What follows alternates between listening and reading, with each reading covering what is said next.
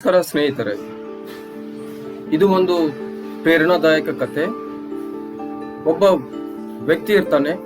ಅವನು ತನ್ನ ಜೀವನದಲ್ಲಿ ತನ್ನ ಪರಿಶ್ರಮ ಮತ್ತು ಸಾಹಸದಿಂದ ಒಂದು ಒಳ್ಳೆ ಕಂಪ್ನಿನ ಅಭಿವೃದ್ಧಿ ಪಡಿಸ್ತಾನೆ.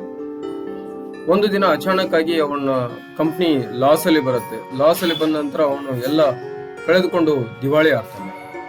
ದಿವಾಳಿ ಆದ ನಂತರ ಅವನು ತುಂಬಾ ಜೀವನದಲ್ಲಿ ಜಿಗುಪ್ಸೆಗೊಂಡು ಡಿಪ್ರೆಷನ್ಗೆ ಹೋಗ್ತಾನೆ. ಡಿಪ್ರೆಷನ್ಗೆ ಹೋದ್ಮೇಲೆ ಮನೆಯಲ್ಲಿ ಏನು ಆಸಕ್ತಿ ಇಲ್ಲದೇ ತನ್ನ ಜೀವನ ಕಳೆಯಕ್ಕೆ ಸ್ಟಾರ್ಟ್ ಮಾಡಿರ್ತಾನೆ.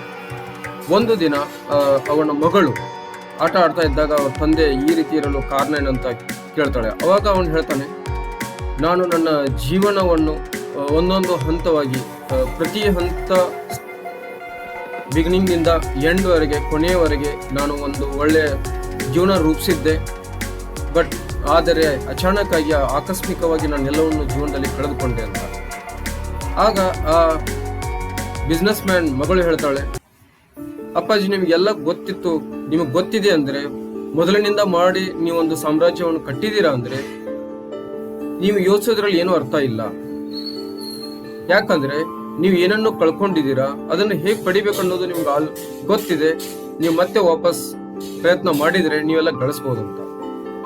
ಆ ಉದ್ಯಮಿಯ ಮಗಳು ಹೇಳಿದಂತ ಮಾತನ್ನ ಕೇಳಿದಂತ ಉದ್ಯಮಿ ಮತ್ತೆ ತನ್ನ ಎಲ್ಲ ಸಾಮರ್ಥ್ಯ, ತಾನು ಹೇಗೆ ಪ್ರಾರಂಭಿಸಿದ್ದ ತನ್ನ ಸಾಮ್ರಾಜ್ಯವನ್ನು ಮತ್ತೆ ಪುನರ್ ನಿರ್ಮಾಣ ಮಾಡ್ತಾನೆ. ಜೀವನದಲ್ಲಿ ಮತ್ತೆ ಅವನು ಮೇಲಕ್ಕೆ ಬರ್ತಾನೆ. ಸ್ನೇಹಿತರೆ, ಎಷ್ಟೋ ಬಾರಿ ನಾವು ಜೀವನದಲ್ಲಿ ಹತಾಶರಾಗಿರ್ತೀವಿ, ನಮಗೆ ಗೊತ್ತಿಲ್ಲ, ನಾವೇನು ಮಾಡಕ್ ಆಗ್ತಾ ಇಲ್ಲ ಅಂತ ಹೇಳಿ. ಆದ್ರೆ ನಾವು ಒಂದು ವಿಷಯ ನಾವು ಮರಿತೀವಿ, ಏನಂದ್ರೆ ನಾವು ಆ ಎಲ್ಲ ಹಂತಗಳನ್ನು ದಾಟಿ ಜೀವನದಲ್ಲಿ ಗುರಿಯನ್ನು ಸಾಧಿಸಿರ್ತೀವಿ. ಆ ಎಲ್ಲ ಹಂತಗಳು ನಮ್ಗೆ ಅರಿವಿಗೆ ಬಂದಾಗ ನಾವು ಮೊದಲಿನಿಂದ ಮತ್ತೆ ನಮ್ಮ ಜೀವನವನ್ನು ರೂಪಿಸ್ಕೊಳ್ಬಹುದು ಅಂತ ಹೇಳ್ತಾ ಈ ಸುಂದರವಾದ ಕಥೆಯನ್ನು ನಾನು ಮುಗಿಸ್ತೀನಿ. ಧನ್ಯವಾದ ಸ್ನೇಹಿತರೆ.